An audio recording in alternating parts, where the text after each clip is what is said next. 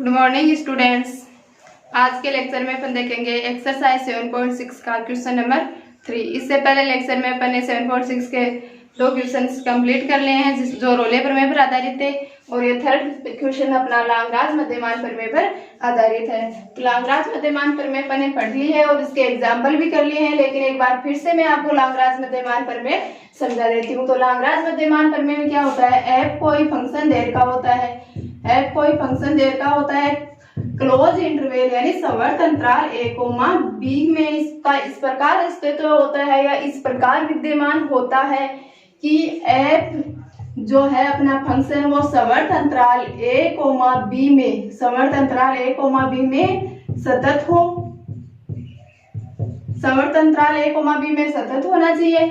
Second condition, अगर ये विवर्त अंतराल a, b में अपना फंक्शन f विवर्त अंतराल a, b में अवकलनीय होना चाहिए। तो ये दोनों क्या है, लांगराज प्रमेय के प्रतिबंध है।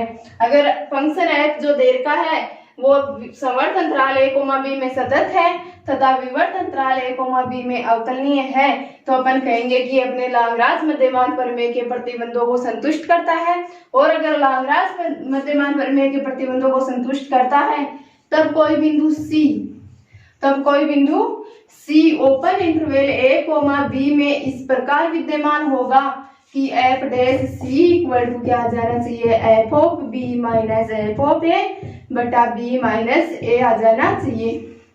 तो क्या है लांगराज मध्यमान प्रमेय, लांगराज मध्यमान प्रमेय में अपने को f कोई फंक्शन देर का होगा जो कहाँ परिभाषित होगा, संवर्त अंतराल a, b में परिभाषित होगा, और वो संवर्त अंतराल a, b में इस प्रकार परिभाषित होना चाहिए कि वो संवर्त अंतराल a, b के लिए संतत हो और विवर्त अंतराल a, b के लिए अवकलनीय हो।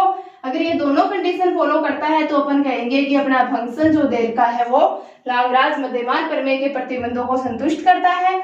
अतः कोई बिंदु C विवर्त अंतराल a, b में इस प्रकार बिलोंग करेगा कि f डैश C किसके इक्वल हो जाएगा, f of b minus f of a upon b minus a। यही अपने लांगराज मध्यमान प्रमेय है। तो लांगराज मध्यमान प्रमेय के क्वेश्चंस को अपन सोल्व आउट करके क्वेश्चन क्या देर का है, अपने को निम्नलिखित फलनों के लिए लांगराज मध्यमान प्रमेय की सत्यता की जांच कीजिए और सत्यता की जांच कीजिए, दोनों प्रतिबंध संतुष्ट हो जाए तो अपने को f डैश C से C की वैल्यू निकालनी है। तो फंक्शन देर का है f of x equal to x plus 1 upon x, function अपने को देर का है f of x equal to x plus 1 upon x, कहाँ पर परिभाषित है, x बिलोंग्स टू 1, 3 में परिभाषित है। f ऑफ x को सोल्व करते हैं, x एलसीएम लेते हैं तो क्या बन जाएगा, x square plus 1, x square plus 1, और x का अंतराल कौन सा देर का है, संवर्त अंतराल 1 से 3 देर का है।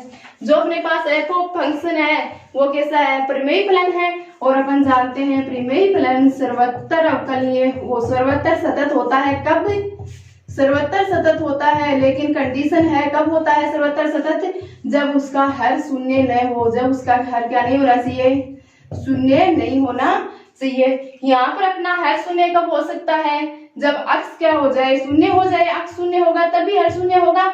लेकिन अपने को जो इंटरवल देर का है उसमें क्या x की वैल्यू शून्य आएगी, 1 से 3 के बीच में कभी शून्य आएगा क्या, नहीं आएगा। तो अपन कहेंगे कि अपने जो परिमेय फलन है उसका हर शून्य नहीं है, हर शून्य नहीं है, इसका मतलब अपना परिमेय फलन सर्वत्र सतत है, यानी अपने इंटरवल 1, 3 में संतत है। तो परिमेय फलन सर्वत्र संतत होते हैं, लेकिन सर्वत्र के साथ में कंडीशन है क्या कि उसका हर शून्य नहीं होना चाहिए। जिस बिंदु पर हर शून्य होगा उस बिंदु पर अपना फलन सतत परिमेय फलन सतत नहीं होगा। तो अपने को अपने पास में जो अंतराल देर का है x का 1 से 3 में, तो 1 से 3 में हर शून्य कभी हो नहीं सकता। क्यों, हर को शून्य होने के लिए x की वैल्यू क्या चाहिए, अपने को 0 चाहिए, और अपने अंतराल में 0 है नहीं। तो अपन कहेंगे कि अपना जो फंक्शन f ऑफ x है वो अपने संवर्त अंतराल 1, 3 में सर्वत्र सतत है। तो लिखेंगे अपन f ऑफ x परिमेय फलन है, f ऑफ x परिमेय फलन है, तथा f ऑफ x परिमेय फलन है और उसका हर को 0 होने के लिए x इक्वल टू क्या चाहिए, 0 चाहिए। तो जीरो अपने पास कब होगा, जब x इक्वल टू 0 होगा। एफ ऑफ एक्स परिमेय फलन है, चूंकि परिमेय फलन संतत होते हैं, परिमेय फलन संतत होते हैं। कब संतत होते हैं, जबकि इनका हर शून्य न हो। परिमेय फलन संतत होते हैं जबकि इनका हर शून्य न हो। हर शून्य नहीं होगा तो अपने परिमेय फलन क्या होंगे, संतत होंगे। और अपने पास हर शून्य नहीं करना है, यानी x इक्वल टू 0 नहीं लेना है, तो अपन लिखेंगे अतः अपना फंक्शन जो है F of X equal to X square plus 1 upon X B x belongs to 1 2 3 समवर्त अंतराल के लिए देखते हैं संततता। x बिलोंग्स टू 1 2 3 के लिए क्या है, संतत है। 1 2 3 के लिए संतत है। क्यों, क्योंकि x does not equal to 0 और x does not equal to 0 अपने अंतराल में दे ही नहीं रखा है। चूंकि लिख देंगे x does not equal to 0, x 0 होगा तब भी शून्य होगा, और x 0 अपने को अंतराल में दे ही नहीं रखा, तो x कभी 0 हो ही नहीं सकता। तो अपना संतत तो हो गया। सेकंड अपने को क्या चेक करना है, सेकंड अपने को चेक करना है कि जो फलन दे रखा है वो अवकलनीय भी होगा या नहीं होगा। तो अवकलनीय चेक करने के लिए फंक्शन का डिफरेंशिएशन करते हैं। तो एफ डैश एक्स बन जाएगा अपने पास f dash x equal to x का डिफरेंशिएशन 1 अपॉन एक्स का क्या होता है, 1 अपॉन एक्स का होता है minus 1 upon x square, minus 1 upon x square. तो एफ डैश एक्स क्या है अपने पास, f dash x equal to आ गया x square minus 1 upon x square ऐसे लेने पर। और जो अपन अवकलनीयता चेक करते हैं वो कैसे इंटरवल पर करते हैं, ओपन इंटरवल या विवर्त अंतराल में चेक करते हैं। तो विवर्त अंतराल में चेक करेंगे। तो एफ डैश एक्स जो है अपने पास x square minus 1 upon x square, वो विवर्त अंतराल 1,3 के लिए परिमित भी होगा और विद्यमान भी होगा। तो अपन लिखेंगे F dash X belongs to 1,3 के लिए 1,3 के लिए परिमित तथा विद्यमान है, परिमित तथा विद्यमान है, परिमित और विद्यमान है एफ डैश एक्स। तो एफ ऑफ एक्स क्या होगा, तो एफ ऑफ एक्स अवकलनीय होगा। तो लिखेंगे F of X belongs to open interval 1,3 के लिए अवकलनीय है, 1,3 के लिए अवकलनीय है। अवकलनीय हो गया, संतत हो गया, यानी अपने लाग्रांज प्रमेय के दोनों प्रतिबंधों को संतुष्ट कर दिया। तो दोनों प्रतिबंधों को संतुष्ट कर दिया, तब C बिलोंग्स टू 1,3 विवर्त अंतराल 1,3 के लिए इस प्रकार अस्तित्व में होगा कि F dash C equal to F of 3 minus F of 1 upon 1 minus 3 होगा।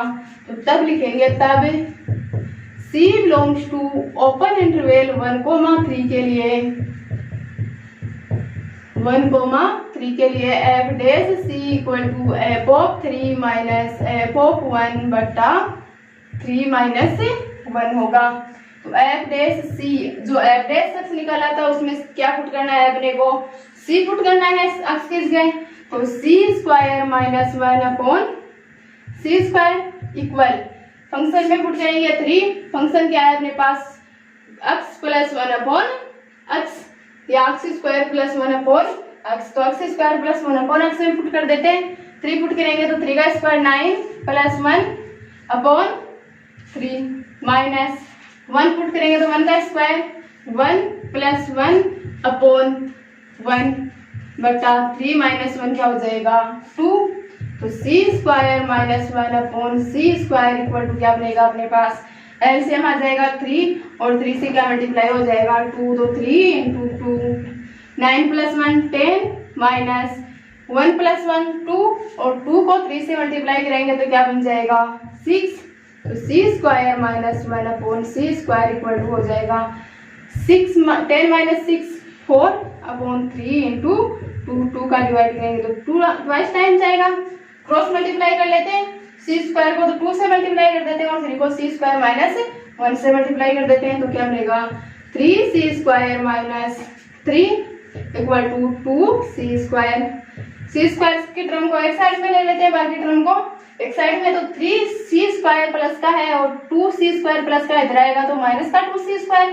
3c² माइनस 2c² क्या हो जाएगा c², तो माइनस का 3 दूसरे बक्स में जाकर प्लस का 3, तो c इक्वल टू क्या आएगा, c इक्वल टू आएगा प्लस माइनस √3। अब c की वैल्यू 2 आ गई, एक प्लस का √3 और दूसरी माइनस का √3। अब अपन कौन सी लेंगे, प्लस की लेंगे या माइनस की लेंगे या दोनों लेंगे, वो निर्धारित करेगा अपना ओपन इंटरवल जिसमें c बिलोंग करना चाहिए। तो c बिलोंग करना चाहिए 1 से 3 के ओपन इंटरवल में। तो 1 से 3 का ओपन इंटरवल प्लस का है क्या, कभी माइनस की संख्या इसमें आ सकती है क्या, कभी नहीं आ सकती। तो अपन कौन सा c चॉइस करेंगे, अपना c रहेगा प्लस का √3 जो किसमें बिलोंग करेगा 1,3 में बिलोंग करेगा। c equal to +3 belongs to 1,√3 के लिए अपना जो फंक्शन है वो लाग्रांज मध्यमान प्रमेय को लागू करता है।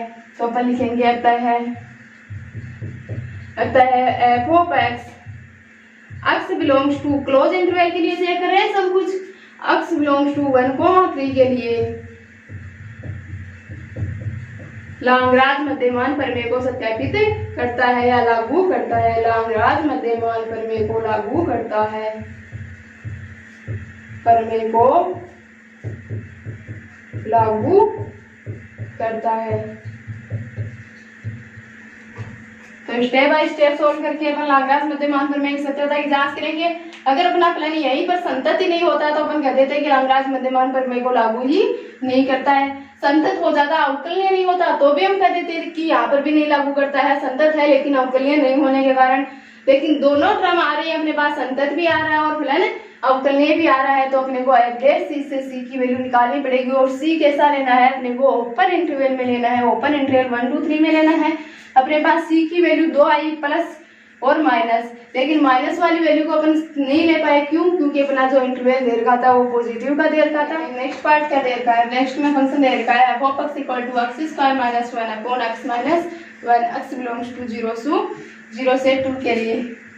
तो x² minus 4 upon x minus 1 भी कैसा प्लान है, परिमेय प्लान है। और मैंने सीखा था पिछले ही पार्ट में कि परिमेय प्लान सर्वत्र सतत होता है, लेकिन सर्वत्र सतत होने के लिए कंडीशन क्या है, उसका हर 0 नहीं होना चाहिए। जिस इंटरवल में उसका हर 0 नहीं होगा उस इंटरवल में वो प्लान संतत प्लान होगा।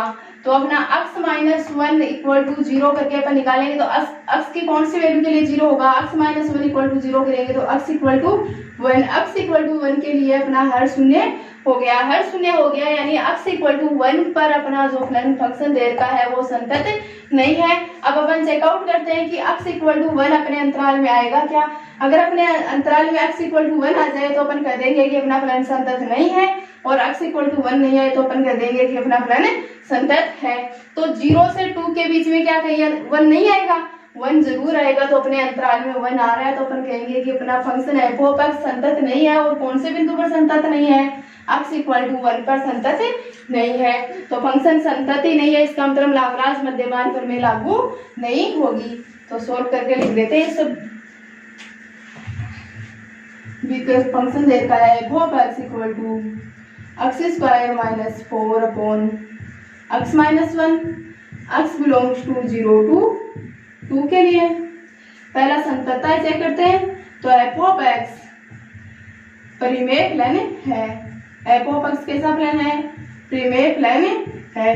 और अपन जानते हैं परिमेय प्लान संतत होते हैं, लेकिन कौन से बिंदु पर संतत नहीं होते, जहां पर उसका हर शून्य हो।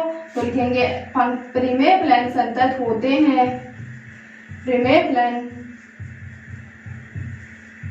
संतत होते हैं जबकि संतत होते हैं जबकि कब, जब उनका हर शून्य न हो, जबकि हर शून्य न हो। हर शून्य नहीं होगा तो अपना परिमेय प्लान संतत होगा। लेकिन यहाँ पर x इक्वल टू 1 पर हर शून्य हो रहा है, क्योंकि f of x equal to 1 पर संतत नहीं है। f of x equal to 1 पर संतत नहीं है। क्यों नहीं है, क्योंकि x इक्वल टू 1 पर हर क्या हो रहा है, शून्य हो रहा है। तो फिर लिखेंगे x इक्वल टू 1 पर संतत नहीं है, तो लिख देंगे कि f of x belongs to अंतराल 0 से 2 पर भी संतत नहीं होगा, क्योंकि यहाँ पर क्या आएगा 1 आएगा।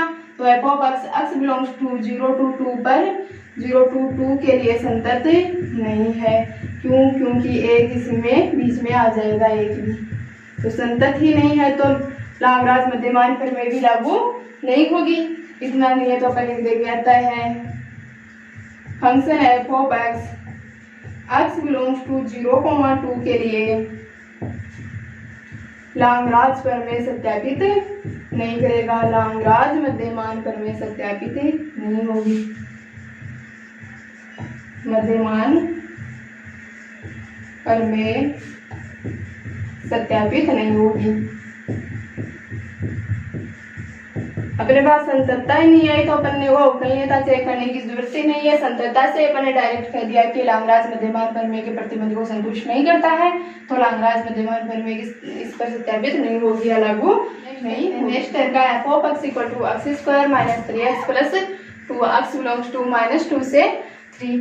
और अपना जो फंक्शन है वो कैसा फंक्शन है? बहुपदी फलन है। और अपन जानते हैं प्रत्येक बहुपदी फलन सर्वत्र संतत होता है, तो संतत डायरेक्ट हो जाएगा और संतत के साथ साथ क्या होता है? अवकलनीय भी होता है। तो अपन अवकलनीयता चेक करने के या तो डायरेक्ट लिख देंगे कि बहुपदी फलन है तो संतत और अवकलनीय होगा, या एवरेज x निकाल करके अवकलनीयता चेक कर लेंगे। तो फंक्शन दे रखा है अपने को F of x equal to x² minus 3x plus 2 समर्थ अंतराल -2, 3 के लिए अपने को चेक करना है लाग्रांज मध्यमान प्रमेय की शर्तें। फर्स्ट शर्त में अपन लिखेंगे कि एफ ऑफ x जो दे रखा है वो बहुपदी फलन है, एफ ऑफ x बहुपदी फलन है और बहुपदी फलन है तो प्रत्येक बहुपदी फलन संतत होते हैं। तो लिख देंगे प्रत्येक बहुपदी फलन,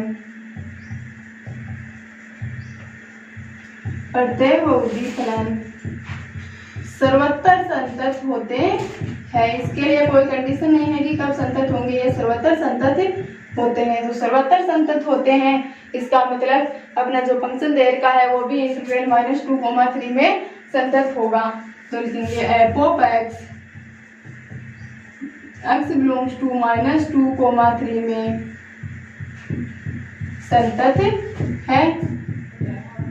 संतत हो गया, क्या चेक करना? अवकलनीयता। या तो डायरेक्ट लिख सकते हैं कि प्रत्येक बहुपदी फलन अवकलनीय होता है, या फिर अपना एवरेज x निकाल कर लेते हैं। अपना एवरेज x निकाल के करेंगे तो एवरेज x इक्वल टू हो जाएगा x² का डिफरेंशिएशन 2x माइनस 3x का 3 और 2 कांस्टेंट है तो कांस्टेंट का 0, तो डिफरेंशिएशन क्या आ गया 2x माइनस 3। और average x belongs to open interval -2, 3 में कैसा है? परिमित भी है और विद्यमान भी है, यानी -2, 3 के लिए -2, 3 में इसकी वैल्यू परिमित आएगी और विद्यमान आएगी। तो अपन लिखेंगे कि एवरेज x बिलोंग्स टू -2, 3 में परिमित तथा विद्यमान है,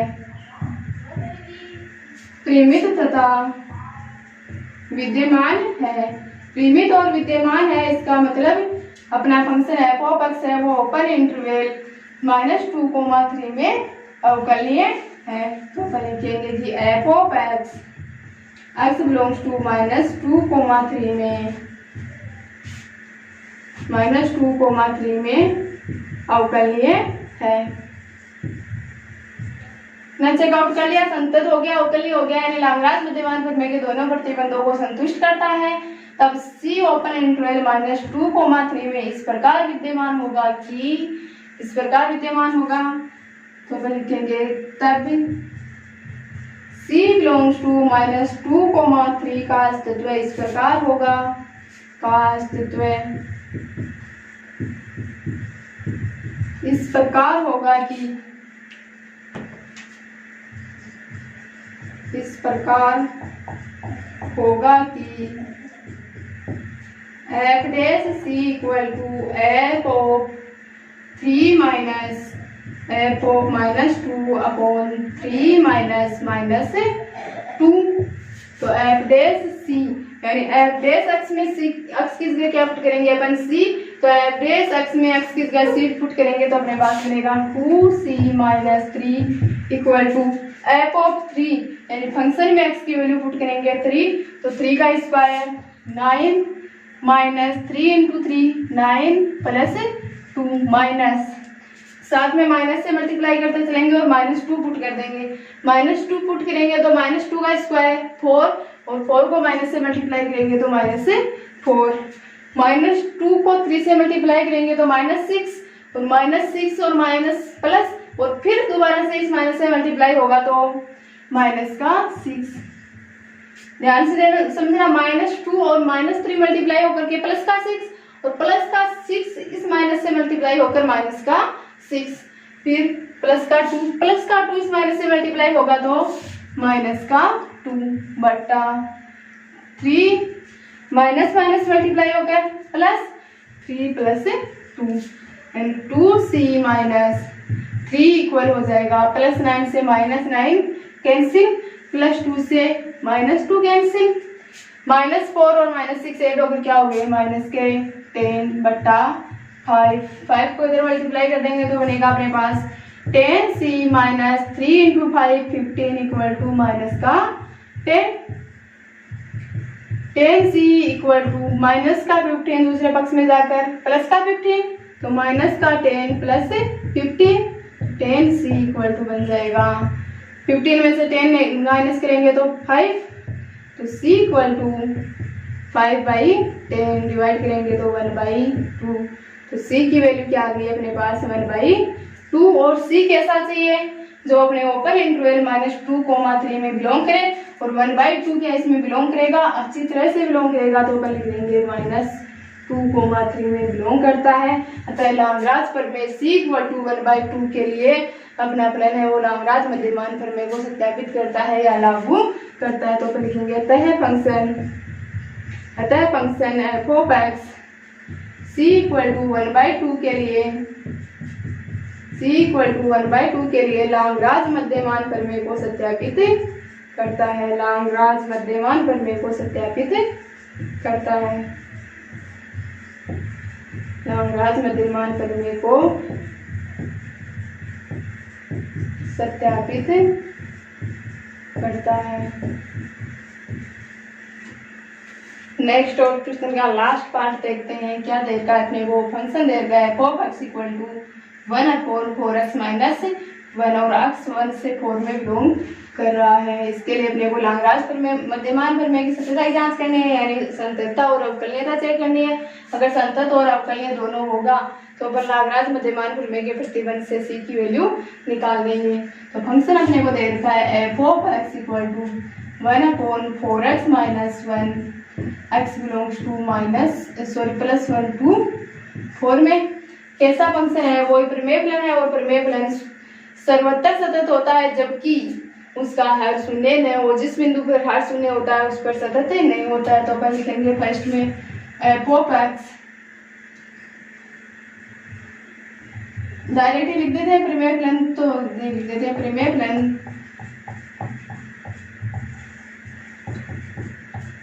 संतत होते हैं, प्रमेय फलन संतत होते हैं जबकि हर शून्य न हो, हर शून्य न हो। जब प्रमेय फलनों का हर शून्य नहीं होगा तो प्रमेय फलन संतत होंगे। अपने पास भी जो फलन है वो प्रमेय फलन है और इसका हर शून्य नहीं होगा तो ये संतत होगा, और इसका हर शून्य कब होगा, जब 4x - 1 = 0 यानी 4x = 1 और x = क्या आपने 1/4, x = 1/4 हो तब अपना हर शून्य होगा और x = 1/4 इसमें बिलोंग नहीं कर रहा है। इसका मतलब इस अंतराल 1,4 के लिए अपना फलन संतत है। तो अपन लिखेंगे f(x) x belongs to सवर्त अंतराल 1,4, सवर्त अंतराल 1,4 के लिए संतत है। संतत क्यों है, क्योंकि ये x = 0 1/4 पर 0 होता है इसका है और ये x = 0 इसमें बिलोंग नहीं कर रहा है, चूंकि x = 1/4 यहाँ पर x = 0 नहीं है, x = 1/4 के लिए ये संतत नहीं है, अदरवाइज सबके लिए संतत है। जो x = 1/4 इस अंतराल में अपने बिलोंग नहीं कर रहा तो ये संतत है। सेकेंड अपने को कैसे करना है कि अवकलनीय है या नहीं है, अवकलनीय से करने के लिए फंक्शन का x के सापेक्ष डिफरेंशिएशन यानी f dash x equal to 1/4x minus 1 का कैसे करेंगे अपन u अपॉन v से करेंगे या इसको 4x माइनस 1 को x मान के करेंगे तो अपने u अपॉन v से करते हैं तो 4x माइनस 1 का होल स्क्वायर हर का स्क्वायर इनटू हर कांस्टेंट माइनस अंश का अवकलन अंश क्या है 1 माइनस अंश कांस्टेंट इनटू हर का अवकलन हर क्या देगा है 4x माइनस 1 तो f dash x equal to हो जाएगा 4x माइनस 1 इंटू 1 का डिफरेंशिएशन 1 कांस्टेंट कांस्टेंट का differentiation 0 minus 1 into 4x minus 1 का डिफरेंशिएशन 4x का डिफरेंशिएशन तो 4 और 1 का 0 बटा 4x माइनस 1 का होल स्क्वायर तो f dash x equal to बन गया अपने पास -4 अपॉन 4x माइनस 1 का होल स्क्वायर। ये बिना संतत हो गया अवकलनीय हो गया तो अपन क्या कहेंगे अपना अवकलन लाग्रांज मध्यमान प्रमेय के दोनों प्रतिबंधों को संतुष्ट करता है तब C बिलोंग्स टू तब कोई बिंदु C बिलोंग करेगा जिसमें ओपन इंटरवल 1,4 का अस्तित्व इस प्रकार होगा कि का अस्तित्व इस प्रकार